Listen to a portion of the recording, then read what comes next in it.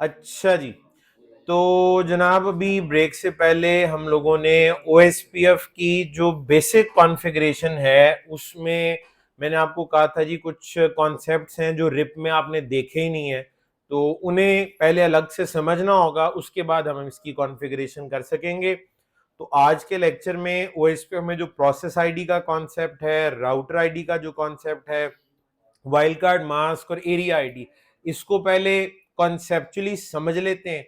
कल इंशाल्लाह जब आप आएंगे तो GNS3 में हम एक लैब बना लेंगे और वो लैब हमारी 3 राउटर्स होंगे जी उसमें, और वो लैब काफी अरसे तक हमारे साथ चलेगी और बहुत सारी चीजें उस एक लैब पे ही आप लोग सीख लेंगे। ठीक है जी।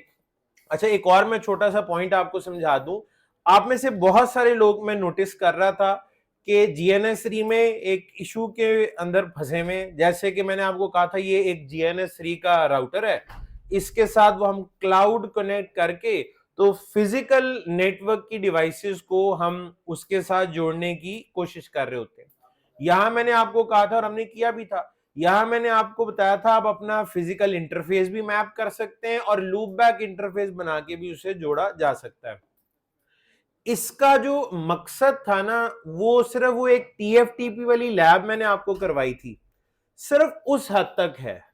ठीक है जी। उसके बाद मुझे किसी भी लैब में दोबारा उसकी जरूरत नहीं पड़नी। अगर किसी को इस काम में प्रॉब्लम आ रही है, आपके लैपटॉप पे किसी भी वजह से अगर ये नहीं हो पा रहा, तो उसको छोड़ दें, अपना टाइम वेस्ट ना करें। ठीक है, वो सिर्फ एक लैब थी TFTP वाली जो हम कर चुके हैं, उसको आप सिस्को पैकेट ट्रेसर में भी कर सकते हैं और एक ही कमांड है उसकी। ठीक है, कॉपी वाली, copy TFTP flash, copy flash TFTP, and result वही निकलना है कि वो कॉपी हो जाएगा। ठीक है जी। तो उसके अलावा मुझे कहीं जरूरत नहीं पड़नी। तो अगर कोई बंदा इस जगह पे फंसा हुआ है तो अपना टाइम वेस्ट ना करें, अपनी एनर्जी जाया ना करें, इससे आगे बढ़ें। बाकी के जो टॉपिक्स हैं वो बड़े अच्छे तरीके से GNS3 में आपके इंटरनल जो लैब सेटअप बनता है उसमें चल ही जाएंगे और चल रहे होंगे, तो आप उन्हीं के ऊपर अपना फोकस रखें और उसको आगे पढ़ें। ठीक है। अच्छा जी, तो सबसे पहले प्रोसेस आईडी, OSPF की प्रोसेस आईडी का क्या कॉन्सेप्ट है इसको देख लेते हैं। OSPF प्रोसेस आईडी एक नंबर है जी। OSPF process ID is a number जी। सिक्योर CRT में प्रॉब्लम आ रही है, कर लें, इंस्टॉल ही करना ना, उसकी वीडियो आपके पास है, इधर ले आए अभी करवा लें, अब जो सब कर देंगे। ठीक है, कर लें। वो पता है अब क्या होना है, अब आइंदा कुछ अरसे में ना, ये अगले 1-2 लेक्चर्स में ही, कल परसों, ठीक है, आगे आप कुछ चीजें देखना शुरू करेंगे जिससे आपका फिर दिल ललचाना शुरू हो जाएगा कि ये चीज अब उधर तो हो रही है, इधर नहीं हो सकती, तो सिक्योर CRT अच्छा है। ठीक है जी, तो कर ही नहीं तो बेहतर है। ठीक, चलिए, तो प्रोसेस आईडी की हम बात करने लगे जी। OSPF process ID is a number, एक नंबर है जिसकी रेंज 1 से लेकर 65,535 तक है। ठीक है जी, 65,000, एक 5 कम नहीं था, अब ठीक होगा, 65,535 तक, 1 से लेकर 65,535 तक। OSPF process ID is a number, ranges from 1 to 65535। ठीक है, किस मकसद के लिए इस्तेमाल होता है OSPF में, क्यों इंपॉर्टेंट है वो समझना है। पहली बात, अहम बात, इस प्रोसेस आईडी के बगैर OSPF इनेबल नहीं हो सकता। आप इसके बगैर OSPF चला ही नहीं सकते। जैसे आपको याद है आपने रिप कैसे चलाया था, आपने कमांड दी थी राउटर रिप और इसके बाद आपने क्या कर दिया था, एंटर, और आप राउटर कॉन्फ़िगरेशन मोड में चले गए थे और वहां पे जाके आपने क्या किया था, नेटवर्क एडवर्टाइज किए थे, जितने भी आपके डायरेक्टली कनेक्टेड नेटवर्क थे वो एडवर्टाइज किए थे। आज अब क्या होगा, राउटर रिप की जगह कौन आ जाएगा, OSPF। आप जब राउटर OSPF लिखकर एंटर करने की कोशिश करेंगे तो ये आपको कहेगा इनकम्प्लीट कमांड, ये आगे नहीं बढ़ने देगा आपको, क्योंकि आपको OSPF लिखने के बाद इस रेंज में से कोई सा भी एक नंबर आगे लिखना है। 1 लिख लें, 2 लिख लें, 65,535 ही लिख लें, इस रेंज में से कोई सा भी एक नंबर। लेट्स से मैं कहता हूं राउटर OSPF 1, फिर मैं एंटर करूंगा तो ये एंटर होगा।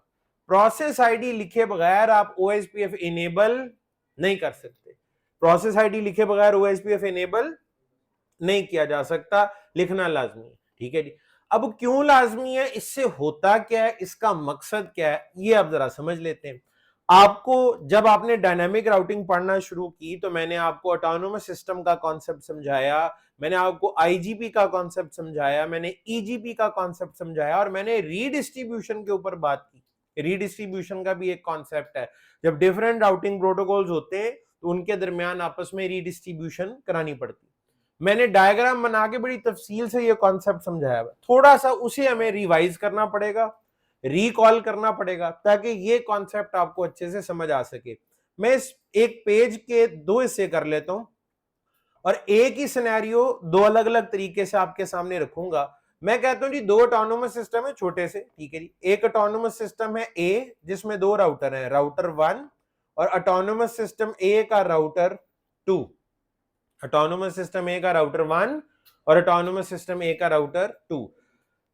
एक और इसके साथ ऑटोनोमस सिस्टम है जो किसी सर्विस प्रोवाइडर का भी हो सकता है। ये लेट से कोई अस्पताल है, बैंक है, स्कूल है, शॉपिंग मॉल है, कोई भी हो सकता है, ए जो है। और बी जो है वो एक आईएसपी है, इंटरनेट सर्विस प्रोवाइडर। तो ऑटोनोमस सिस्टम बी का राउटर 1 और ऑटोनोमस सिस्टम बी का राउटर 2। ऑटोनोमस सिस्टम बी का राउटर 1 और राउटर 2, ये दोनों राउटर्स आपस में यूं कनेक्टेड हैं, ये दोनों राउटर्स आपस में यूं कनेक्टेड हैं। ये हो गए दो अलग अलग ऑटोनोमस सिस्टम। अब ये दोनों ऑटोनोमस सिस्टम्स एक दूसरे से भी कनेक्टेड है आईएसपी के साथ, समझे। बैंक है तो बैंक, अस्पताल है तो अस्पताल, शॉपिंग मॉल है तो शॉपिंग मॉल कनेक्टेड है। ठीक है जी। अब आपको बड़े अच्छे तरीके से पता है कि ऑटोनोमस सिस्टम के अंदर की राउटिंग के लिए, ऑटोनोमस सिस्टम के अंदर की राउटिंग के लिए कोई ना कोई आईजीपी रिस्पॉन्सिबल होता है, इंटीरियर गेटवे प्रोटोकॉल रिस्पॉन्सिबल होता है। मैं कहता हूं जी इस बैंक में कॉन्फ़िगर्ड था रिप, सही है, हमने भी चलाया था। हमारे यहाँ पे दो राउटर, हमारे तीन थे लास्ट लेक्चर में, तो इधर रिप चल रहा है, वर्जन 1 भी हो सकता है, 2 भी हो सकता है। जो आईएसपी का अपना ऑटोनोमस सिस्टम है वहां पे आईएसआईएस भी एक प्रोटोकॉल है, वहां ओएसपीएफ भी है। तो मैं कहता हूं जी इन्होंने चलाया हुआ अपने पास ओएसपीएफ। अच्छा, अब मैं चाहता हूं ये दोनों ऑटोनोमस सिस्टम्स एक दूसरे के साथ भी कम्युनिकेट करें। कम्युनिकेशन तभी हो सकती है जब रीचेबिलिटी हो, और रीचेबिलिटी तभी हो सकती है जब आपने राउटिंग की हो। राउटिंग स्टैटिक भी होती है और डायनामिक। हम अभी पढ़ रहे हैं डायनामिक राउटिंग। तो इन डिफरेंट ऑटोनोमस सिस्टम्स के दरमियान हम राउटिंग कैसे करवाएंगे? फिर डिफरेंट ऑटोनोमस सिस्टम्स के दरमियान राउटिंग कराने के लिए उनके बॉर्डर राउटर्स के दरमियान क्या करना पड़ता है? बीजीपी चलाना पड़ता है। भाई हर बंदे को अभी बेसिक चीजें फिंगर टिप्स पे होनी चाहिए, आपको बीजीपी चलाना पड़ता है। ठीक है जी। तो इधर चल जाएगा आप सेंटर में बीजीपी। मुझे बताएं ये जो बॉर्डर राउटर है, A1 भी एक बॉर्डर राउटर है, B1 भी एक बॉर्डर राउटर है। दो ऑटोनोमस सिस्टम्स हैं, दोनों के अपने अपने बॉर्डर राउटर्स हैं। तो इस बॉर्डर राउटर पे क्या होगा? आपको रिप को बीजीपी में और बीजीपी को रिप में रीडिस्ट्रीब्यूट करना पड़ेगा। डिफरेंट राउटिंग पॉलिसीज है ना, तो डिफरेंट राउटिंग पॉलिसीज को एक दूसरे में रीडिस्ट्रीब्यूट। ये मैंने कोई नई बात नहीं बताई, ये पहले भी आपको मैंने बताई थी, पहले दिन ही बताई थी जिस दिन डायनामिक राउटिंग का आगाज हुआ था। B1 भी एक बॉर्डर राउटर है, इस पे क्या होगा? ओएसपीएफ और बीजीपी को एक दूसरे में रीडिस्ट्रीब्यूट करना पड़ेगा। और उसके बाद क्या होगा कि राउटिंग अपडेट्स एक्सचेंज होंगी, और फिर राउटिंग अपडेट एक्सचेंज होने का मतलब है अननोन नोन बन जाएंगे, और उसके बाद रीचेबिलिटी हो जाएगी और कम्युनिकेशन शुरू हो जाएगी। ये है एक नॉर्मल सेटअप। ये मैंने आपको कोई अपनी तरफ से नई बात नहीं बताई, ये पहले भी हो चुकी है। ठीक है जी। अच्छा, अब मसला ये है, बीजीपी, आज आपने एक टेबल देखा था जिसमें तारीखें लिखी हुई थी। आईजीपी की हिस्ट्री तो बड़ी पुरानी है। 1985 में सिस्को ने आईजीआरपी बनाया था, फिर उसके बाद 1988 में रिप बन गया था, और फिर सिलसिला चल रहा आपके साथ। बीजीपी कब इस्तेमाल होना शुरू हुआ था कमर्शियली? आज ही डिस्कस हुआ है, इसलिए मैं आपसे पूछ रहा हूं। 1995। मैंने आपको इस तरह से बताया था, स्टैंडर्डाइज 1989 में हो गया था, इस्तेमाल 1995 में होना शुरू हुआ था कमर्शियली। फिर 1995 तक तो इसका मतलब है बीजीपी था ही नहीं, इस्तेमाल करने के लिए तो अवेलेबल ही नहीं था। एक चीज स्टैंडर्डाइज हो जाना अलग बात है, आपके पास सपोर्ट होना उसकी वो अलग बात है। अब आपके ऑपरेटिंग सिस्टम में बीजीपी है ही नहीं तो चलाएंगे कहां से? नहीं चलेगा ना। 1995 तक तो फिर टेक्निकली देखा जाए बीजीपी नहीं था, तो फिर क्या होता होगा यहाँ पे? फिर एक हल तो ये है स्टैटिक राउटिंग या डिफॉल्ट राउटिंग, वो भी कराई जा सकती है। और अगर डायनामिकली करना है तो फिर कैसे ये इसको मैनेज किया जाता होगा वो आपको मैं बना के दिखाता हूं। सेम यही दो ऑटोनोमस सिस्टम्स है, ऑटोनोमस सिस्टम ए जिसका राउटर 1, ऑटोनोमस सिस्टम ए जिसका राउटर 2, ऑटोनोमस सिस्टम बी जिसका राउटर 1, ऑटोनोमस सिस्टम बी जिसका राउटर 2, और ऑटोनोमस सिस्टम बी एक आईएसपी है, ये आपने ध्यान में रखना है। सेम वही डायग्राम है पहले वाली जो लेफ्ट साइड पे है, लेकिन अब फर्क इस चीज में है, जरा गौर कीजिएगा। जो ऑटोनोमस सिस्टम ए है ना, यानी क्लाइंट कह लें, बैंक कह लें, उसकी जो राउटिंग पॉलिसी है, उसकी जो बाउंड्री है, वो कहां पे आ रही है जी? राउटर B1 का सीरियल 0 कह देते हैं हम इसको, और राउटर B1 का जो लेट से ईथरनेट है, ईथरनेट 0, यहां से लेकर बाकी सारा जो है वो आपका एक अलग ऑटोनोमस सिस्टम है, वो आईएसपी का अपना ऑटोनोमस सिस्टम है, ठीक है जी। यहां पे चल रहा है रिप और यहां पे चल रहा है ओएसपीएफ। आपने नोट किया क्या हुआ है? क्लाइंट का जो ऑटोनोमस सिस्टम है, जो क्लाइंट की राउटिंग पॉलिसी है, वो आईएसपी का जो राउटर है उसके इंटरफेस तक पहुंच रही है। और हकीकतन ऐसे ही हुआ करता था, यानी एक जमाना तो ये भी था जब क्लाइंट को एक्सेस होती थी कि वो सर्विस प्रोवाइडर के नेटवर्क में जाके सर्विस प्रोवाइडर के राउटर के इंटरफेसेस पे अपनी कॉन्फ़िगरेशन खुद कर सकता था, अपनी राउटिंग पॉलिसीज खुद कॉन्फ़िगर कर सकता था। यहां तक भी था कि ये राउटर या इसका कार्ड परचेज करके क्लाइंट खुद ही इंस्टॉल करके आता था वहां पे। फिर वक्त के साथ साथ चीजें चेंज हो गई। ये उस वक्त की बात है जब इंटरनेट इतना ज्यादा इस्तेमाल नहीं होता था, जब हर कारोबार ऑनलाइन नहीं था, ठीक है, चीजें नई नई उस वक्त दुनिया में आ रही थी। लेकिन जैसे जैसे हर बिजनेस ऑनलाइन होना शुरू हुआ, इंटरनेट बढ़ना शुरू हुआ, तो आप इमेजिन करें अगर हर क्लाइंट को आईएसपी जाना पड़ रहा है, ठीक है जी, और जाके वहां पे अपना इक्विपमेंट भी इंस्टॉल करना पड़ रहा है, उसे कॉन्फ़िगर भी करना पड़ रहा है। आज किसी भी आईएसपी के क्लाइंट्स कितने होते हैं? सैकड़ों हजारों की तादाद में। और अगर हर क्लाइंट आईएसपी के दफ्तर पहुंचा हो, ठीक है जी, तो वो तो एक चिड़ियाघर का मंदिर पेश हो रहा हो, लड़ाइयां हो रही होंगी इधर, द कंपेल, ठीक है जी, मैंने कॉन्फ़िगर करना, पीछे हटो यहां से, ठीक है जी, सारे एडमिनिस्ट्रेटर अपना अपना लैपटॉप पकड़ के लाइनों में खड़े हो वहां पे, ठीक है। इतनी जगह ही नहीं होगी इस बिल्डिंग के अंदर कि इतने ज्यादा लोग अकोमोडेट हो सके, तो बड़ा मुश्किल हो जाना था। तो जब ये देखा गया तो आहिस्ता आहिस्ता क्लाइंट को सर्विस प्रोवाइडर ने कहा जी आप यहां से बाहर निकल जाए, आपकी जो भी कॉन्फ़िगरेशन इस इंटरफेस पे करनी है हमारा एडमिनिस्ट्रेटर कर लेगा, ठीक है जी। तो आईएसपी ने इंटरफेसेस की कॉन्फ़िगरेशन को खुद से मैनेज करना शुरू कर दिया। कॉन्फ़िगरेशन वही होती थी जो आपने करनी होती थी, लेकिन करता आईएसपी खुद था। आपकी राउटिंग पॉलिसी, आपका रिप चलता था आईएसपी के राउटर के ऊपर, उसके एक इंटरफेस के ऊपर सीरियल 0 तक, यानी क्लाइंट की पॉलिसी राउटर B1 के सीरियल 0 तक चल रही थी। और यहां पे सिर्फ आपको एक ही काम करना पड़ना था कि आपको ओएसपीएफ और रिप की आपस में सिर्फ और सिर्फ क्या करनी पड़ेगी? रीडिस्ट्रीब्यूशन, और आपकी राउटिंग कंप्लीट हो जाएगी, रीचेबिलिटी हो जाएगी और कम्युनिकेशन होना शुरू हो जाएगी। अब आप में से अक्सर लोग कहेंगे सर ये ज्यादा सिंपल नहीं है, देखें बीजीबी के बगैर ही काम हो गया ना। अगर इन दोनों तस्वीरों का कंपैरिजन कर रहे हो तो आपको ये आसान लग रहा होगा, राइट वाला, कि सीधा सीधा आईजीपी चलाएं, बस उनकी आपस में रीडिस्ट्रीब्यूशन कर दें।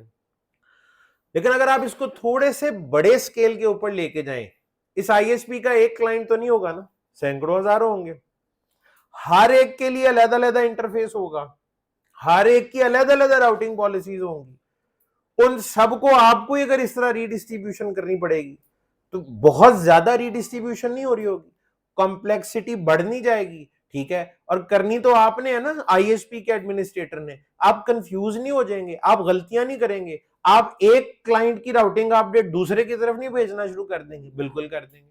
आपने क्या पॉलिसीज आपको नहीं बनानी पड़ेंगी, बनानी पड़ेंगी, उनमें आपसे गलतियां नहीं होंगी, बिल्कुल होंगी। और इस राउटर के ऊपर बोझ कुछ ज्यादा नहीं पड़ना शुरू हो जाएगा। क्या ये सिंगल पॉइंट ऑफ फेलियर नहीं बनना शुरू हो जाएगा कि राउटर B1 डाउन हुआ तो सब कुछ धर्म भरम हो जाएगा? बिल्कुल हो जाएगा। तो ये इतना स्केलेबल नहीं है। इसके बरक्स अगर आप दूसरी तरफ देखें तो आपने पता क्या किया है, ये लेफ्ट वाली साइड पे राउटर B1 जो है ना, इस पे टोटल 2 पॉलिसीज चल रही हैं, 2 प्रोटोकॉल चल रहे हैं, 2 ही चलते रहेंगे। आपने कहा इंटरनल के लिए मैंने चला लिया ओएसपीएफ, और एक्सटर्नल के लिए मैंने चला लिया बीजीपी। अब मेरे 5000 क्लाइंट भी हो ना, हर क्लाइंट के लिए मेरे पास प्रोटोकॉल एक ही है, दैट इज बीजीपी। यानी क्लाइंट और आईएसपी के दरमियान एक ही प्रोटोकॉल चलना है, बीजीपी। तो टेक्निकली राउटर B1 पे दो प्रोटोकॉल चल रहे हैं, अंदर के लिए ओएसपी और बाहर के लिए बीजीपी। अब चाहे 500 क्लाइंट भी हो, बीजीपी। और बीजीपी जब आप पढ़ेंगे तो आपको आइडिया होगा, बीजीपी के अंदर पॉलिसीज को कॉन्फ़िगर करना, अलग अलग कस्टमर्स के लिए इंप्लीमेंट करना बड़ा ही आसान है। हर रंग बिरंगे प्रोटोकॉल चला के उनमें पॉलिसीज अप्लाई करना मुश्किल काम होता है, बीजीपी के अंदर ये बड़ा इजी है। जब आप बीजीपी पढ़ेंगे उसके अंदर आप एक कॉन्सेप्ट पढ़ेंगे एट्रीब्यूट्स का, बीजीपी एट्रीब्यूट्स। तो उनकी मदद से हर क्लाइंट के लिए अलग अलग पॉलिसी डिफाइन करना बड़ा इजी हो जाता है, ठीक है जी। तो बीजीपी चलाने वाला डिजाइन ही ठीक है जो आज पूरी दुनिया में इस्तेमाल हो रहा है। लेकिन हम बात कर लेते हैं ये राइट वाले सिनेरियो से। बीजीपी तो तब यूज होना शुरू हुआ ना जब वो आया, तो उससे पहले क्या होता था? फिर तो ऐसा ही होता था जो राइट पे हो रहा है, ठीक है जी। अच्छा, अब यहां पे मुझे बताइए, कस्टमर्स की ज्यादा डिमांड्स होती हैं या आईएसपी की? कस्टमर की, जो पैसे देता है वही नखरे होते हैं उसके, मुझे ये नहीं चाहिए, मुझे ये चाहिए, मुझे इससे बेहतर सोल्यूशन चाहिए। तो मुझे बताएं, रिप अच्छा कि ओएसपीएफ? ओएसपीएफ। कस्टमर रिप चलवाएगा अपने नेटवर्क में या ओएसपीएफ? आप कस्टमर आप थे, आपने ओएसपीएफ पढ़ लिया, जिस दिन आपने पढ़ा आपने जाकर रोला डाल दिया, मैंने तो ओएसपीएफ चलाना है, आपने चला लिया ओएसपीएफ। अच्छा जी, अब इधर भी चल गया है ओएसपीएफ। वैसे तो बैंक बैंक है और आईएसपी आईएसपी है, दोनों के मालिक अलग अलग हैं, दोनों की टीम्स अलग अलग हैं, दोनों के एडमिनिस्ट्रेटर्स अलग अलग हैं और वो अलग ही रहेंगे। ये जो रेड कलर की बाउंड्री और ब्लू कलर की बाउंड्री है वो एक लिहाज से अपनी जगह मौजूद है, लेकिन अगर आप राउटिंग पॉलिसी देखें अब, तो उसके मुताबिक अगर आप गौर करें तो राउटर A2 से लेकर राउटर B2 तक सिर्फ क्या चल रहा है? ओएसपीएफ। तो राउटिंग पॉलिसी तो एक हो गई ना, सेम हो गई। तो राउटिंग पॉलिसी वाली डेफिनेशन के मुताबिक ये तो एक ही ऑटोनोमस सिस्टम बन गया है। एडमिनिस्ट्रेशंस दो अलग अलग हैं, बट राउटिंग पॉलिसी के लिहाज से तो ये तो एक, आपको तो किसी रीडिस्ट्रीब्यूशन की भी जरूरत नहीं पड़ेगी। सारी आईएसपी की अपडेट्स बैंक में और बैंक की अपडेट आईएसपी के पास, ठीक है। क्या वाकई ऐसा हो जाना चाहिए? बिल्कुल भी नहीं। उस आईएसपी के तो और भी कस्टमर्स होंगे, ठीक है जी। उनकी इंफॉर्मेशन इस बैंक को क्यों देनी है, और इस बैंक की इंफॉर्मेशन उनके पास किस लिए जानी चाहिए? बिल्कुल नहीं जानी चाहिए, आइसोलेटेड रहना चाहिए। यहां तो ऐसा होता हुआ नजर नहीं आ रहा, ये तो एक हो गए, ये तो एक ही बड़ा सारा नेटवर्क बन गया, ठीक है। हम चाहते हैं ये जो बाउंड्री थी ना इनके दरमियान, जो बॉर्डर था जो पहले मौजूद था जब तक रेप और ओएसपीएफ था, हम चाहते हैं वो बाउंड्री बीच में रहे, वो खत्म नहीं होनी चाहिए, ठीक है। मैं यहां पे ना एक लाइन ड्रॉ करता हूं। ये लाइन वो थी जब एक तरफ रेप और दूसरी तरफ ओएसपीएफ था। आपने देखा होगा बहुत सारे दुनिया में ममालिक ऐसे होते हैं जिनका जो बॉर्डर है ना वो सिर्फ एक लाइन होती है, आप एक पांव एक तरफ रखें दूसरा दूसरी तरफ रखें, आप एट ए टाइम दो मुल्कों में खड़े होते हैं। ये बिल्कुल कनाडा और यूएसए में आपको बहुत सारी जगहों पे नजर आता है क्योंकि इनका बॉर्डर बहुत लंबा है, ठीक है जी। कुछ ऐसे भी होते हैं जहां पे दरमियान में एक नो मैन्स लैंड होती है, ठीक है जी, वो किसी भी मुल्क का हिस्सा नहीं होता टेक्निकली, ठीक है। तो वो आपको ये लेफ्ट साइड पे नजर आ रहा है, ये बॉर्डर यहाँ पे है, दूसरा बॉर्डर यहाँ पे है, दरमियान में जो है वो नो मैन्स लैंड है, वो बीजीपी चल रहा है वो उधर, ठीक है जी। लेकिन यहां पे ऐसा है, ये जो राउटर B1 है ना राइट वाला, एक लाइन है, लाइन के एक तरफ ओएसपीएफ एक तरफ रिप था, लेकिन जब तक था तब तक ये लाइन थी। आपने दोनों तरफ ओएसपीएफ चला के क्या कर दिया? ये लाइन खत्म कर दी आपने, कहा बॉर्डर खत्म, वीजा लेके आने की जरूरत नहीं है, जिसका दिल चाहे मुंह उठा के इधर से उधर, जिसका दिल चाहे उधर से उधर जा सकता है। अब आप कह रहे हैं हाँ चला तो हमने दोनों तरफ ओएसपीएफ दिया है, लेकिन हम नहीं चाहते बगैर वीजे के लोग इधर से उधर जाएं और उधर से, जैसे पहले हो रहा था ना रेपर ओएसपीएफ के टाइम पे, रीडिस्ट्रीब्यूट करवा के ही आते थे और जाते थे, अब भी वैसा ही हो। हालांकि चल दोनों तरफ क्या रहा है? ओएसपीएफ, लेकिन दोनों इस तरह से बिहेव करें जैसे दो अलग अलग प्रोटोकॉल हैं। अब इसके लिए आपको क्या करना पड़ेगा मैं आपको बताता हूं। इसके लिए आपको क्या करना पड़ेगा, आप राउटर B1 के ऊपर, यहां पे सबसे इंपॉर्टेंट राउटर इस वक्त राउटर B1 है, सारा फोकस उस पर रखना है। राउटर B1 के कितने इंटरफेस है? दो, सीरियल 0 और ईथरनेट 0। इसके सीरियल 0 पे नेटवर्क आईडी है ये वाली, और इसके ईथरनेट पे नेटवर्क आईडी है लेट से ये वाली, 1 वाला नेटवर्क और टू वाला नेटवर्क। आप राउटर B1 पे OSPF कुछ इस तरह से चलाएंगे, आप कहेंगे राउटर OSPF 1 एंटर, फिर आप कहेंगे नेटवर्क 1.0.0.0। OSPF में कुछ और चीजें भी साथ लिखनी होती हैं, वो जब बाद में पढ़ लेंगे तो ऐड कर लेंगे। नेटवर्क तो एडवर्टाइज करना होता है ना।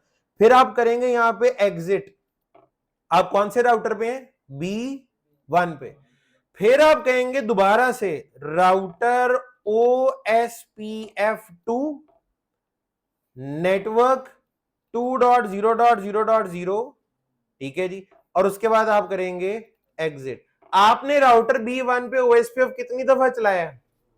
2 दफा। कितनी दफा चलाया? 2 दफा। आप रिप किसी राउटर पे सिस्को IOS में 2 दफा नहीं चला सकते। पहली दफा क्या क्या लिखेंगे? Router RIP enter. दूसरी दफा क्या लिखेंगे? Router RIP enter. तो रिप 2 दफा चलेगा या एक ही दफा? एक ही दफा चलेगा। आप रिप सिस्को IOS में रिप का एक वक्त में एक ही प्रोसेस चला सकते हैं, लेकिन आप OSPF को एक ही राउटर पे पे 65,535 दफा चला सकते हैं। क्यों? प्रोसेस आईडी कहां से कहां तक है? 1 से लेकर 65,535 तक। आप एक ही राउटर पे 65,535 दफा चला सकते हैं। ये नहीं मैं कह रहा चलाना होता है, चलाएंगे तो आप 2 दफा 3 दफा 4 दफा चला लेंगे। और वो 4 दफा भी उस सूरत में जब सूरत हाल ऐसी हो कि एक ऐसा राउटर हो जो 4 ऑटोनोमस सिस्टम्स का बॉर्डर हो और चारों में चल भी OSPF रहा हो, ठीक है जी। अच्छा, अब आप मुझे ये बताएं, राउटर B1 जो है ना, राउटर B1 इस पे अब चल रहा है OSPF 2 दफा। राउटर B1 इन दोनों OSPFs को इसी तरह ट्रीट करेगा जैसे 2 अलग अलग राउटिंग प्रोटोकॉल्स हैं। वो कहेगा जी इस तरफ OSPF 1 और दूसरी तरफ OSPF 2। OSPF 2 वालों को 1 में नहीं जाने देगा और 1 वालों को 2 में नहीं आने देगा। दोनों की डेटाबेस ही अलग बनेगी। यहां पे देखें, राउटिंग अपडेट जो यहां से एडवर्टाइज होगी ना, वो चलते चलते चलते राउटर B1 के किस इंटरफेस पे आएगी? सीरियल 0। सीरियल 0 का ताल्लुक किस प्रोसेस से है? 1 से। तो जो प्रोसेस 1 की डेटाबेस है ना, वो सारी अपडेट उसमें इकट्ठी होगी, प्रोसेस 2 में नहीं जाएगी। और जो राउटिंग अपडेट्स यहां से चल के ईथरनेट 0 पे पहुंची हैं, वो कहां पे इकट्ठी होंगी? प्रोसेस 2 की डेटाबेस में। तो दोनों डेटाबेसेस एक दूसरे से आइसोलेटेड रहेंगी। अगर आप चाहते हैं कि OSPF 2 वाले 1 में और 1 वाले 2 में आए, तो आपको इन दोनों को उसी तरह रीडिस्ट्रीब्यूट करना पड़ेगा जैसे आप रिप और OSPF को रीडिस्ट्रीब्यूट करते थे।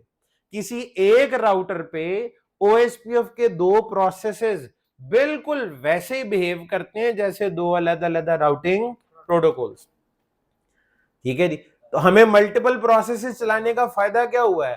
कॉमन बॉर्डर राउटर पे डिफरेंट ऑटोनोमस सिस्टम्स को एक दूसरे से आइसोलेट करने के लिए OSPF की प्रोसेस आईडी का हमें क्या फायदा है? किसी कॉमन बॉर्डर राउटर पे डिफरेंट ऑटोनोमस सिस्टम्स को एक दूसरे से आइसोलेट करने के लिए हम OSPF की अलग अलग प्रोसेस आईडीज कॉन्फ़िगर करते हैं, ठीक है। अच्छा, मुझे बताएं, प्रोसेस आईडी का रोल समझ आ रहा है? कॉमन बॉर्डर राउटर पे डिफरेंट ऑटोनोमस सिस्टम्स को आइसोलेट करने के लिए। मुझे एक बात बताइए, जो राउटर A2 है, A2 इसके ऊपर कितने ऑटोनोमस सिस्टम है? 1। तो यहां पे तो 2 में आइसोलेट नहीं ना करना। A1 पे 1, B2 पे 1, तो यहां पे तो 2 डिफरेंट ऑटोनोमस सिस्टम्स नहीं है ना, आइसोलेशन की कोई जरूरत नहीं। लेकिन यहां पर भी जब आप OSPF चलाएंगे ना, प्रोसेस आईडी आपको देनी पड़ेगी, क्योंकि प्रोसेस आईडी के बगैर OSPF इनेबल ही नहीं होता। ये बात मैंने आपको बताई थी। अब होता यह है कि स्टेटमेंट लोगों के सामने यूं दी जाती है, OSPF process ID is a number ranges from 1 to 65535, ठीक है जी। You have to enable OSPF process ID.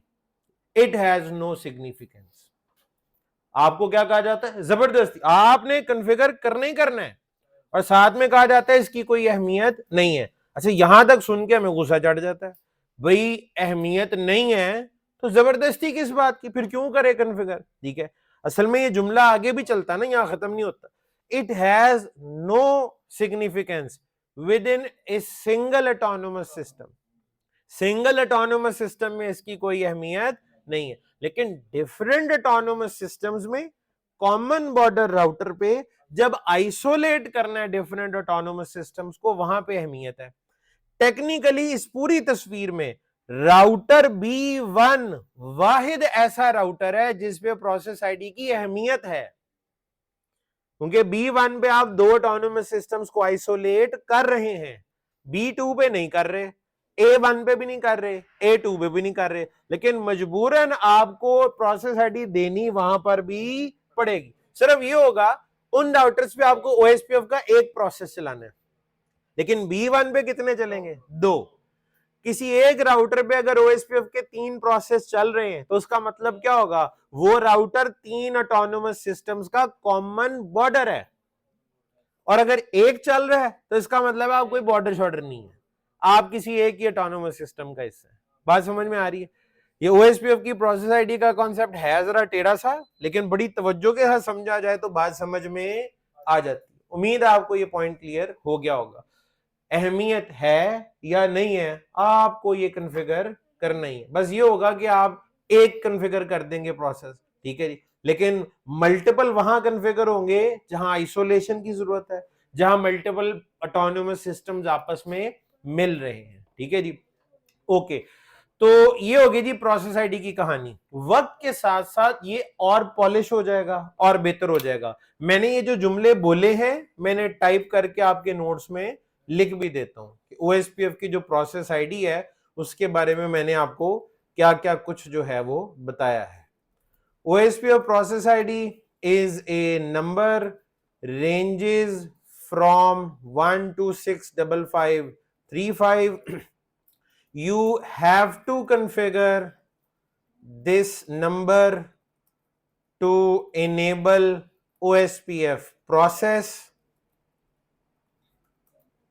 It has no significance within a single autonomous system. Autonomous system के लिए मैंने AS लिख दिया, within a single autonomous system, ठीक है जी। It is used to isolate different autonomous systems on a common border router। और जब common border router पे आप multiple autonomous systems, multiple processes configure करते हैं तो एक प्रोसेस को दूसरे में और दूसरे को पहले में आपको रीडिस्ट्रीब्यूशन करनी पड़ती है, ठीक है जी। उसके बगैर उनकी कम्युनिकेशन नहीं होगी। ये बिल्कुल उसी तरह OSPF के डिफरेंट प्रोसेस बिल्कुल उसी तरह बिहेव करते हैं जैसे डिफरेंट राउटिंग प्रोटोकॉल्स होते हैं, ठीक हो गया जी। चलिए अच्छा जनाब, इसके बाद वो 4 पैरामीटर्स लिखे थे, प्रोसेस आईडी और नंबर 2 पे क्या है? Router ID. राउटर आईडी बड़ा आसान है, इन चारों में ना सबसे टेढ़ा प्रोसेस आईडी था, ठीक है जी। और अभी भी जब आप इसको आगे इस्तेमाल करेंगे तो थोड़ी बहुत कंफ्यूजन हो सकता है आपको आइंदा भी रहे, लेकिन वक्त के साथ साथ बेहतरी हो जाएगी। कुछ की तो अभी भी हो गई होगी, कुछ को आगे जाके मजीद बेहतरी महसूस होगी, ठीक है जी।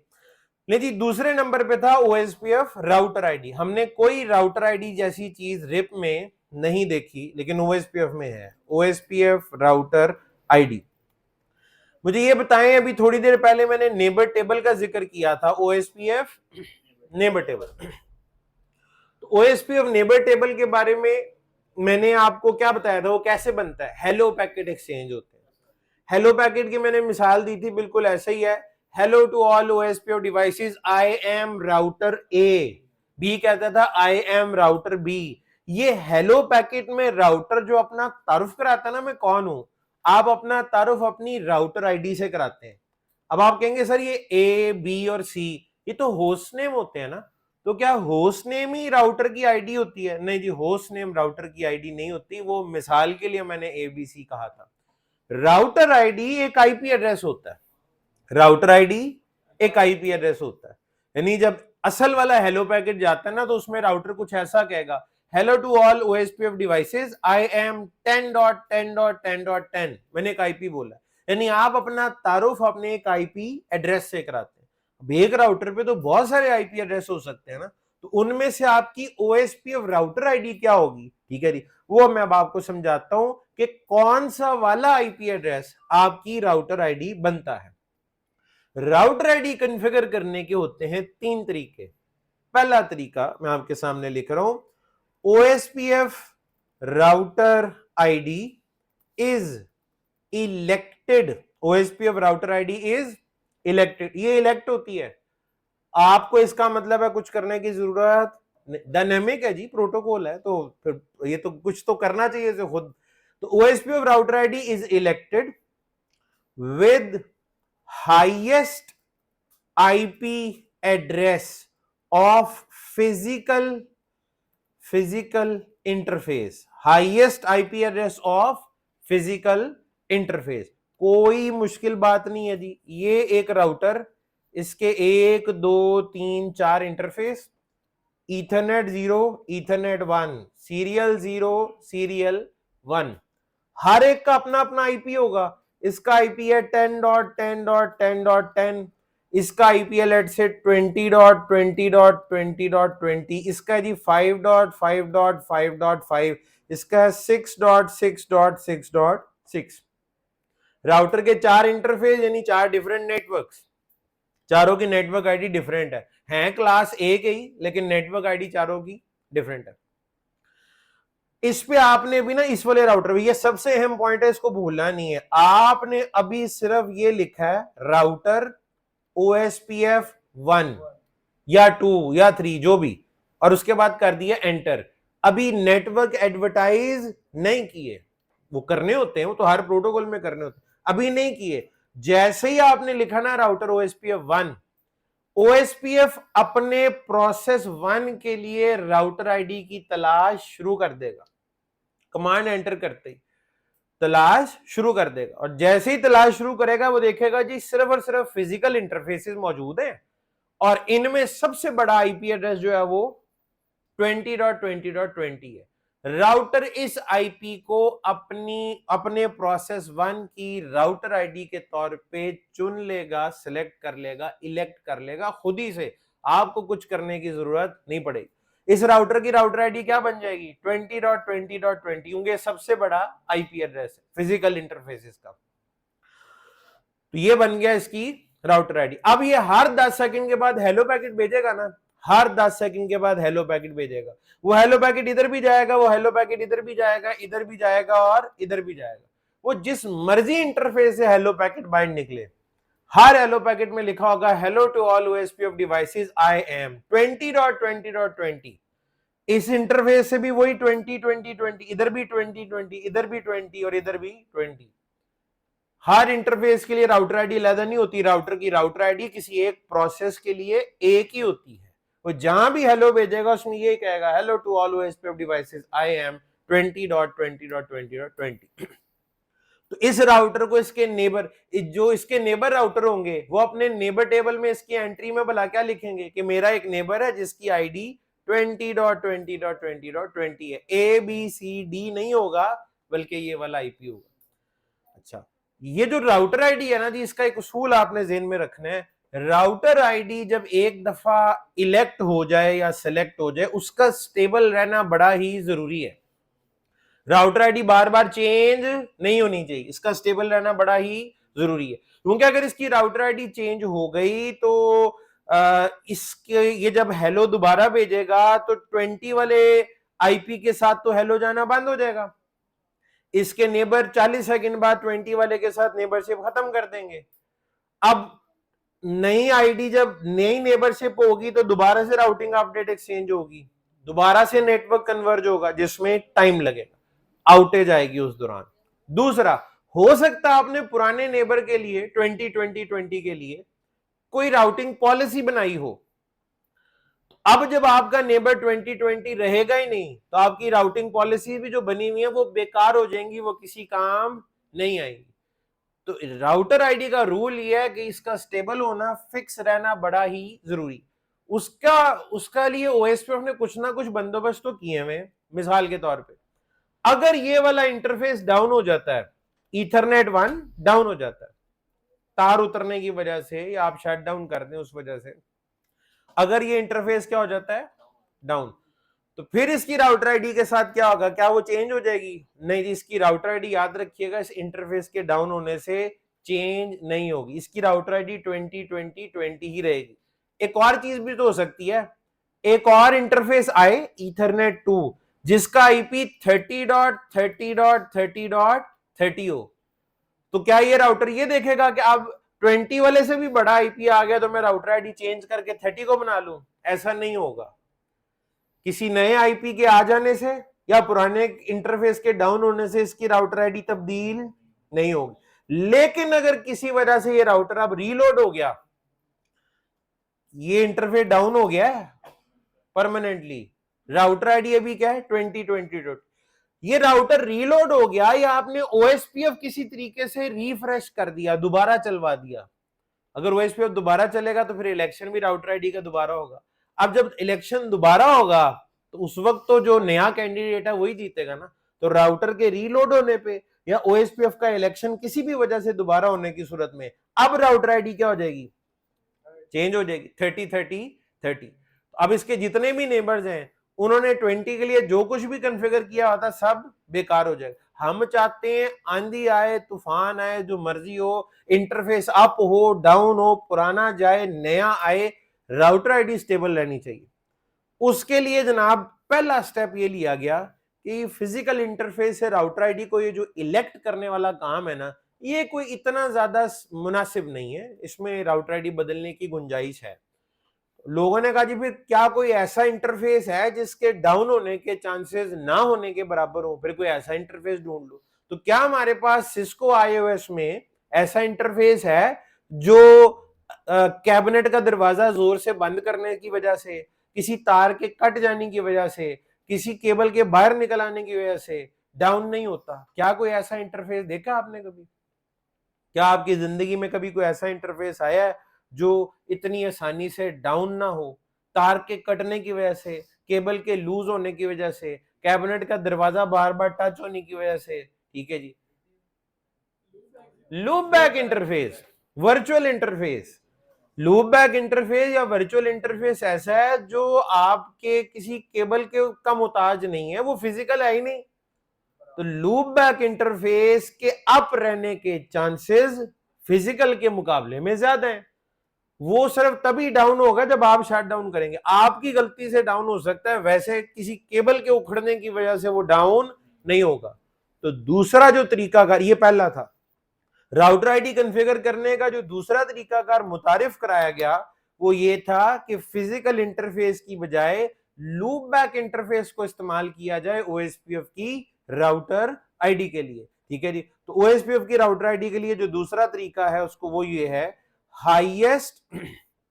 Highest loop back interface IP address is elected for OSPF router ID. ठीक है जी।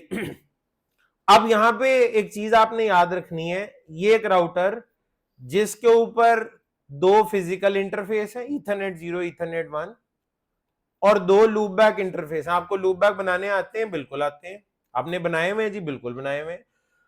आईपी इनके जरा आप देखिएगा किस तरह से है। मैं कहता हूं इसका आईपी है 10.10.10.10, इसका है 20.20.20.20, इसका है 5.5.5.5 और लूप बैक 0 का है 6.6.6.6। इस वाले राउटर पे अब आपने कमांड दिया राउटर OSPF 1। ठीक है जी, अब क्या होगा, एक रूल याद रखना है, OSPF का प्रोसेस 1 देखेगा। कौन देखेगा जी? OSPF का प्रोसेस 1। वो सबसे पहले देखेगा क्या इस राउटर पे लूप बैक इंटरफेसेस हैं? वो तो हैं। लूप बैक इंटरफेसेस की मौजूदगी में राउटर आईडी के इलेक्शन में फिजिकल इंटरफेसेस पार्टिसिपेट ही नहीं करते। वो कहते हैं हमने इलेक्शन लड़ना ही नहीं, वो दस्तबरदार हो गए, हट गए। मुकाबला अब किन के दरमियान होना है? इन दो लूप बैक्स के दरमियान। इनमें बड़ा कौन है? 6.6.6.6। लिहाजा इस राउटर की राउटर आईडी क्या होगी? 6.6.6.6। हालांकि फिजिकल इंटरफेस का आईपी ज्यादा बड़ा था, लेकिन वो राउटर आईडी नहीं बनेगा। लूप बैक इंटरफेसेस की मौजूदगी में फिजिकल इंटरफेसेस इलेक्शन में पार्टिसिपेट करते ही नहीं है, तो लिहाजा विनर कौन होगा? Highest IP address of loop back interface. अब लूप बैक में भी एक मसला है, फिजिकल से तो ये बेहतर है, लेकिन लूप बैक के साथ मसला ये है, वो तो जब जिसका दिल चाहे मुंह उठा के बना दे। वो तो वैसे भी टेस्टिंग के लिए होते हैं। हर बंदे के ज़हन में लूप बैक का प्राइमरी मकसद क्या है? टेस्टिंग। आप अचानक आपने कंपनी ज्वाइन किया, आपका दिल किया लूप बैक बना देता हूं, क्या जाएगा उससे? किसी को क्या नुकसान होना है? ठीक है जी, आपने यहाँ पे बना दिया एक लूप बैक, 0 पहले ही था, 1 पहले ही था, आपने एक लूप बैक 2 क्रिएट कर दिया और उसको आईपी आपने दे दिया 8.8.8.8। अब एक ऐसा लूप बैक भी है जिसका आईपी ज्यादा बड़ा है, लेकिन क्या इसके आने से फौरन राउटर आईडी चेंज हो जाएगी? नहीं, वो तभी 6.6। लेकिन किसी भी वजह से कभी राउटर, पता लगे आपके जॉब छोड़ने के बाद ये हुआ, राउटर रीलोड हो गया, हो ही जाता है कभी ना कभी, रीलोड हो गया या ओएसपीएफ का प्रोसेस रीस्टार्ट हो गया। वो कैसे होता है आपको सिखाऊंगा। प्रोसेस रीस्टार्ट हो गया, रीस्टार्ट होगा तो इलेक्शन दोबारा से होंगे। अब जब इलेक्शन दोबारा से होंगे तो अब की बार राउटर आईडी क्या होगी? 8.8.8.8। और इसका नतीजा क्या निकलेगा? इसके नेबर्स ने जितनी भी पॉलिसी अपने नेबर 8.8.8 के लिए मतलब 6.6.6 के लिए बनाई थी, तो सब बेकार हो जाएंगे। यानी लूप बैक से भी आप राउटर आईडी इलेक्ट करवाएं, चेंज वो भी हो सकती है, क्योंकि ये डायनामिक है। डायनामिक का मतलब ही ये होता है कि उसके फिक्स रहने की कोई गारंटी नहीं है। और हमने कहा जी राउटर आईडी जितनी स्टेबल होगी उतना बेहतर है। तो फिर राउटर आईडी का एक तीसरा तरीका मुतारिफ कराया गया, जो हतमी तरीका और जो सबसे बेस्ट है, और वो है, बात अल्टीमेटली नेटवर्क एडमिनिस्ट्रेटर यानी आप पे आगे खत्म होती है कि आप फिर डायनामिकली राउटर आईडी कॉन्फ़िगर ही ना कराएं, आप मैनुअली राउटर आईडी को कॉन्फ़िगर कर लें। थर्ड मेथड कहलाता है हार्ड कोडेड या स्टैटिक या manual router ID. Hard coded या स्टैटिक राउटर आईडी, उसमें क्या होता है? आप राउटर को कह देते हैं तुम्हारी राउटर आईडी ये है, बस आपने मुसल्लत कर दी, ठीक है जी। आप कोई सा भी आईपी उसको कहते हैं कि तुम्हारी राउटर आईडी ये होगी। अब वो राउटर आईडी उस वक्त तक चेंज नहीं हो सकती जब तक आप ना कर दें, क्योंकि वो कौन सी इलेक्ट हुई थी। और एक और बात, आप जब राउटर आईडी खुद से कॉन्फ़िगर करेंगे, आप उसके लिए फिजिकल इंटरफेस का भी आईपी यूज कर सकते हैं। कोई आईपी तो बताना ही है ना। आप लूप बैक का भी आईपी यूज कर सकते हैं। आप कोई ऐसा आईपी भी बता सकते हैं जो उस राउटर पे आई नहीं, ठीक है। यानी आप इस वाले राउटर को कहते हैं कि तुम्हारी राउटर आईडी 100.100.100.100 है, ठीक है। अब ये उस पर कॉन्फ़िगर्ड नहीं है, उसके किसी इंटरफेस का ये आईपी नहीं, लेकिन इसकी राउटर आईडी हो जाएगी और ये हर 10 सेकंड बाद सबको कहेगा hello to all OSPF devices, I am 100.100.100.100। आप फिजिकल इंटरफेस का आईपी भी हार्ड कोड कर सकते हैं, आप लूप बैक का इंटरफेस के आईपी को भी फिक्स कर सकते हैं, और आप कोई ऐसा आईपी भी कॉन्फ़िगर कर सकते हैं राउटर आईडी के लिए जो उस राउटर पे या आपके पूरे नेटवर्क में एग्जिस्ट ही नहीं करता। बिल्कुल किया जा सकता है, ठीक है। अब सवाल ये, इनमें बेस्ट प्रैक्टिस क्या है? बेस्ट प्रैक्टिस तीसरे वाला तरीका ही है। हाँ, आपको manually hard coded router ID ही कॉन्फ़िगर करनी चाहिए। और एक बात का बस आपको ख्याल रखना है इसमें, वो ख्याल आपको ये रखना है कि राउटर आईडी किसी भी सूरत में डुप्लीकेट नहीं होनी चाहिए, बस, ठीक है। राउटर आईडी डुप्लीकेट नहीं होनी चाहिए, ठीक है। मिसाल के तौर पे राउटर ए और राउटर बी की अगर राउटर आईडी सेम रख दी जाए 10.10.10.10, इसकी भी राउटर आईडी यही है, और हार्ड कोडेड राउटर आईडी के केस में सबसे ज्यादा इसी गलती का जो है वो चांस होता है। आपने दोनों राउटर्स की राउटर आईडी सेम रख दी, ये इसको हेलो भेजेगा और ये इसको। राउटर ए को जो हेलो रिसीव हो रहा है उसमें राउटर आईडी क्या है? 10.10.10। राउटर ए कहेगा ये तो मेरा अपना ही हेलो है और मैं अपने साथ नेबरशिप तो कर नहीं सकता। नतीजा ये निकलेगा दोनों राउटर्स की एक दूसरे के साथ नेबरशिप नहीं होगी। अच्छा, ये तो हो गया दो डायरेक्टली कनेक्टेड राउटर्स की राउटर आईडी डुप्लीकेट हो गई है। ये ओएसपीएफ की ट्रबल शूटिंग में आगे जाके ये बात भी डिस्कस होगी, लेकिन अभी भी समझ आ सकती है, कोई ऐसी नामाकूल किस्म की तो बात है नहीं, ठीक है। तो दोनों की राउटर आईडी डुप्लीकेट हुई तो दोनों नेबर से नहीं करेंगे एक दूसरे के साथ। याद रखिएगा इनडायरेक्टली कनेक्टेड की भी राउटर आईडी डुप्लीकेट नहीं होनी चाहिए। उसकी भी मैं आपको वजह बता देता हूं। लेट से ये एक राउटर ए है, उसके बाद राउटर बी इधर, राउटर सी इधर, ठीक है जी, यहां पे एक राउटर डी, ठीक है जी, यहां पे एक राउटर ई, और इस तरीके से ये आपका एक नेटवर्क जो है वो बना हुआ है। यहां पे हम कहते हैं जी कोई कॉमन नेटवर्क है X/24। आपने OSPF चला दिया, इधर मैं कहता हूं जी राउटर ए की राउटर आईडी है 10.10.10.10 और राउटर ई की राउटर आईडी भी 10.10.10.10, बाकियों की मुख्तलिफ है, ठीक है जी। और ये आपको मैं एक ऐसा सिनेरियो बता रहा हूं, शायद मैंने पहले इस क्लास में जिक्र किया हो या ना किया हो। ये एक लाइव नेटवर्क में जी, मेरा एक स्टूडेंट है यूएसए में होता है काफी सालों से, सीसीआई का स्टूडेंट मेरा, कोई मेरा ख्याल है आपको 12-13 साल पुरानी बात होगी, ठीक है। तो उसकी कंपनी को प्रोजेक्ट मिला था एक क्लाइंट की तरफ से, जिसमें उन्होंने कहा था जी हमारे नेटवर्क में कुछ मसले मसाइल है, उन्हें आपने जो है वो सॉर्ट आउट करना है, उन्हें फिक्स करना है, ट्रबल शूटिंग्स करनी है। कुछ चीजों के लिए उन्होंने जुगाड़ लगाई हुई थी, उन्होंने कहा था वो आप उसको ठीक कर दें। उसमें कहानी ये थी, वो ये कह रहे थे जी कि ये जो राउटर ए है ना, इसके दो नेबर हैं बी और सी, ठीक है जी, और दोनों तरफ से अपडेट्स आ रही हैं, ठीक है। लेकिन ये राउटर सी जो है, इसकी भी राउटिंग अपडेट राउटर ए तक पहुंचती है, राउटर बी से भी अपडेट आ रही है, डी से भी अपडेट आ रही है। ये जो एक्स वाला नेटवर्क है ना, वो कहते हैं इसकी इंफॉर्मेशन ऊपर वाले रास्ते से, यानी डी से बी, बी से ए तक पहुंच रही है।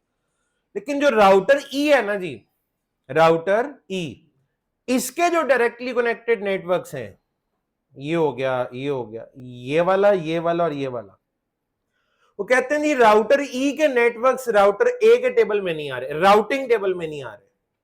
राउटर ई के नेटवर्क्स ए के राउटिंग टेबल में नहीं आ रहे, बाकी सब कुछ ठीक आ रहा है, सब कुछ बिल्कुल ठीक है। ई के नेटवर्क्स या ई की तरफ से प्रीफिक्सेस ए को नहीं मिलते। उसके लिए उन्होंने पता क्या किया हुआ था, कम्युनिकेशन तो करानी थी ना, क्या किया होगा भला, जुगाड़ क्या लगाई होगी, सिर्फ ई के ये 3 प्रीफिक्सेस के लिए, क्योंकि ये वाला नेटवर्क तो चले वो सी से भी आ रहा है ना, मैं इनकी बात कर रहा हूं। चले राउटर ई के जो डायरेक्टली कनेक्टेड है उनको कह लेते हैं। उनके लिए उन्होंने क्या किया हुआ था, वो रीचेबल नहीं थे, ओएसपीएफ के थ्रू रीचेबल नहीं थे, स्टैटिक राउटिंग डाली हुई थी उन्होंने। वो कहते थे जी हमने ओएसपीएफ चलाया हुआ है, सारा कुछ ओएसपीएफ से आ रहा है। उनके केस में वैसे ईआईजीआरपी था, लेकिन हम चले ओएसपीएफ कह लेते। वो कहते जी हमने ओएसपीएफ चलाया हुआ है, सब कुछ ठीक है, सिर्फ ये ई की तरफ से राउटिंग अपडेट हमें नहीं मिल रही, ई के प्रीफिक्सेस हम रिसीव नहीं कर पा रहे, हालांकि कोई फिल्टर नहीं है, कोई राउटिंग में ऐसा प्रॉब्लम ही नजर नहीं आ रहा, ठीक है। तो उसके लिए हमें स्टैटिक राउटिंग करनी पड़ी, तो हम चाहते हैं ये ओएसपीएफ से लर्न हो। जब उसको इन्वेस्टिगेट किया तो पता लगा जी कि राउटर ई और ए की जो राउटर आईडी है ना, वो डुप्लीकेट है, वो सेम है, वो भी 10.10 है, वो भी 10.10.10 है। उससे होता ये था, ओएसपी में पहले बनता है नेबर टेबल, फिर बनता है डेटाबेस टेबल। वो डेटाबेस टेबल में ना जो एडवर्टाइजिंग राउटर होता है ना, उसकी इंफॉर्मेशन भी साथ लिखी होती है। यानी राउटर ई के प्रीफिक्सेस जब ए के डेटाबेस टेबल में आते थे ना, राउटर ए का नेक्स्ट हॉप तो सी है, लेकिन उन प्रीफिक्सेस का एडवर्टाइजिंग राउटर ई है, उसकी राउटर आईडी साथ आती थी। ए कहता था इन प्रीफिक्सेस का एडवर्टाइजिंग राउटर 10.10.10 है, वो तो मैं खुद हूं। ए क्या कहता था, 10.10.10 तो मैं खुद हूं, और मुझे मेरी ही अपडेट किसी और की तरफ से मिल रही है, अगर मैंने इसे रिसीव कर लिया तो कहीं लूप ना बन जाए। तो राउटर ए क्या करता था, उन्हें डिस्कार्ड कर देता था, ये तो मैंने भेजा। घूम फिर के सी कौन होता है मुझे बताने वाला कि मेरे प्रीफिक्स तक कैसे पहुंचना है, मुझे खुद पता होना चाहिए। वो कर देता था डिस्कार्ड, और डिस्कार्ड करने की वजह से टेबल में वो आते नहीं थे, ठीक है जी। तो फिर इसका सोल्यूशन क्या किया, ई की राउटर आईडी चेंज। और आपको पता है सिर्फ इसको आइडेंटिफाई करने की, चेंज भी नहीं की थी, सिर्फ इस गलती को आइडेंटिफाई करने के पैसे कितने लिए थे, $9600। ये मुझे अच्छे तरीके से याद है। ठीक है। अच्छा, उस वक्त डॉलर जो है ना वो इतना ज्यादा नहीं हमें फील होता था, वो 9600 रुपया ही बनता था। $100 का होगा ना, $100 का डॉलर होगा उसको, ऐसे ही है। तो नहीं, कितने हो गए? हाँ, 96,000 हो गए तब। अब $9600 को आप कर रहे हैं हिसाब किताब, तो बात किधर चली जाती है। तो वो उस वक्त भी बाहर के लिहाज से, और आज भी $9600 बड़ी कंपनीज के लिए कोई इतना बड़ा मसला नहीं होता, हमारे लिए बहुत बड़ी बात होती है। और हमारे में से वो लोग जो अभी भी ऑनलाइन काम कर रहे हैं, फ्रीलांस काम कर रहे हैं, अब पता है क्या हुआ है, ट्रेंड चेंज हो गया पिछले सालों में। ये तो मैंने बताया ना 10-12 साल पुरानी, इस वाक्य को भी इतना टाइम गुजर चुका है। अब फ्रीलांसिंग रूज पे है, बहुत सारे प्लेटफॉर्म्स हैं। अब ये जो कंपनीज है ना, वो बड़े बड़े कंपनीज को अपने प्रोजेक्ट्स नहीं देती। वो अपवर्क पे, फाइवर पे ऐड लगा दिया कि हमें जनाब रिमोट असिस्टेंस चाहिए, ओएसपीएफ की कोई ट्रबल शूटिंग करानी है, तो आपको वहां पे $50 $100 घंटे पे बंदा मिल जाता है। आप वहां पे घंटा लगा के मसला फिक्स करेंगे, आपको $100 मिलेगा। उनका काम 9600 की बजाय $100 के अंदर पूरा हो जाएगा, वो भी खुश और आप $100 पे खुश। अब ये चीजें ऐसे हो रही हैं, तो इस तरह के काम बहुत सारे आपको ऑनलाइन ढूंढने से मिल जाते हैं। छोटे मोटे प्रोजेक्ट्स इस तरह के आते रहते हैं, माइग्रेशन के प्रोजेक्ट्स आते हैं, ठीक है जी, उन्हें भी किया जा सकता है। ये जितने भी अमीर ममालिक हैं, इनमें स्कूलों में, जब कॉलेजेस में, यूनिवर्सिटीज में गर्मियों की छुट्टियां होती हैं, तो उस वक्त इनमें माइग्रेशन होती हैं, पुरानी टेक्नोलॉजीज हटा के नए पे शिफ्ट होते हैं। तो माइग्रेशन प्रोजेक्ट्स होते हैं, वो 2-3 महीने के लिए हायरिंग होती है, वो भी की जा सकती है, ठीक है जी। उनमें रिमोट जॉब्स भी हैं, आप मौके पे जाके भी कर सकते हैं। हमारे यहाँ तो स्कूलों में रंग रोगन होता है ना गर्मी, वो भी अगर होना हो तो। बाकी है कि बाहर माइग्रेट करते हैं पुरानी टेक्नोलॉजी से, पुराने सारे लैपटॉप उठा के फेंक देते हैं, वो हमारे पास आ जाते हैं, ठीक है जी, और हम बड़े खुश होते हैं जी हमारे पास आ गए हैं जी। हालांकि दुनिया उससे अगले स्टेप पे जा चुकी होती है। बहरहाल ये तो खैर ऐसा ही है, ठीक है। इस तरह की चीजें जो है वो मिलती रहती हैं। उम्मीद करता हूँ ये राउटर आईडी का जो कॉन्सेप्ट है वो आपको समझ आ गया होगा। 3 तरीके हैं, पहले फिजिकल इंटरफेस का आईपी, फिर है लूप बैक, और तीसरा है मैनुअली कॉन्फ़िगर। चूंकि हमने करना होता है, तो हमें एक बात का ख्याल रखना होता है कि राउटर आईडी डुप्लीकेट ना हो, बस, ठीक है जी। ले जी, इससे आगे इंशाल्लाह गुफ्तगू का आगाज जो है वो कल से करेंगे। इसके बाद वाइल्ड कार्ड मास्क और एरिया आईडी रह गई है, फिर बनेगी लैब, और उसके बाद हम इस सारे को इंप्लीमेंट करके देखेंगे। तो आज के लिए इतना ही, अपना ढेर सारा ख्याल रखें। आपसे होती है कल मुलाकात। वो जो लैपटॉप वाले लोग हैं उनका फैसला अभी जवाद साहब बस कर देंगे, ठीक है। आज फैसला हो गया, कल पे कर लें। जवाद साहब ने कहा जी अभी तक एक बंदा मैंने फाइनल किया हुआ है, एक बंदा अभी मैंने करना है, वो कर रहे हैं जी, वो जरा देख रहे हैं, गो थ्रू कर रहे हैं, ताकि फैसला मुनासिब तरीके से अच्छा फैसला कर सकें। तो लैपटॉप आ चुके हैं, यहाँ पड़े हैं, मैंने जवाद साहब के हवाले कर दिए, ठीक है जी। कल जवाद साहब फिर हैंड ओवर कर देंगे, ठीक हो गया जी। और जिनको नहीं मिलना उन्हें पता होना चाहिए उन्हें नहीं मिलना, ठीक है जी। तो ज्यादा वो उसमें करने की जरूरत नहीं है। मेन थीम यह है कि जो ज्यादा डिजर्विंग है उसी को मिलना चाहिए, ठीक है। आगे मैं देखूंगा कि और भी कोई देने की जरूरत पड़ी तो निकल आएगा कुछ ना कुछ। Thank you ji.